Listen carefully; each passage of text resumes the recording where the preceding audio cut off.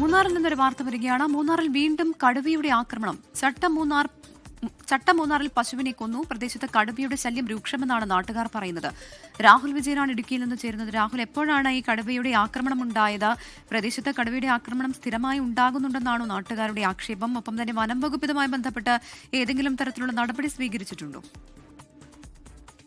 പ്രവിത, ഇന്നലെ വൈകിട്ടാണ് മേയാൻ വിട്ടിരുന്ന പശുവിനെ ചട്ടമൂന്നാറിൽ വെച്ച് കടുവ ആക്രമിച്ച് കൊലപ്പെടുത്തിയതെന്ന് നാട്ടുകാർ പറയുന്നത്. ഇന്ന് രാവിലെയാണ് ജനം കാണുകയും ചെയ്തത്.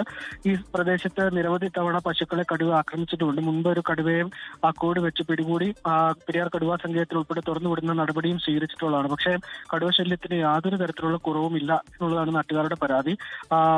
ചട്ടമൂന്നാർ സ്വദേശി ശരവണിന്റെ പശുവാണ് ഇന്നലെ കടുവയുടെ ആക്രമണത്തിൽ കൊല്ലപ്പെട്ടത്. എന്തായാലും വനം വകുപ്പ് പ്രദേശത്ത് നടപടി സ്വീകരിക്കുന്നുണ്ട് എന്നുള്ളതാണ് അറിയിക്കുകയും ചെയ്തിരിക്കുന്നത്. കൂട് ഉൾപ്പെടെ ഒരുപക്ഷെ സ്ഥാപിക്കാനുള്ള നടപടി സ്വീകരിച്ചേക്കും. ആദ്യഘട്ടത്തിൽ ക്യാമറ ട്രാപ്പായിരിക്കും സ്ഥാപിക്കുക. ശരി, എന്തായാലും മൂന്നാറിൽ കാട്ടാനയുടെ ആക്രമണത്തിന് പുറമെ ഇപ്പോൾ കടുവയുടെ കൂടി ആക്രമണം ഉണ്ടാവുകയാണ്. രാഹുൽ വിജയനാണ് വിവരങ്ങൾ നൽകിയത്.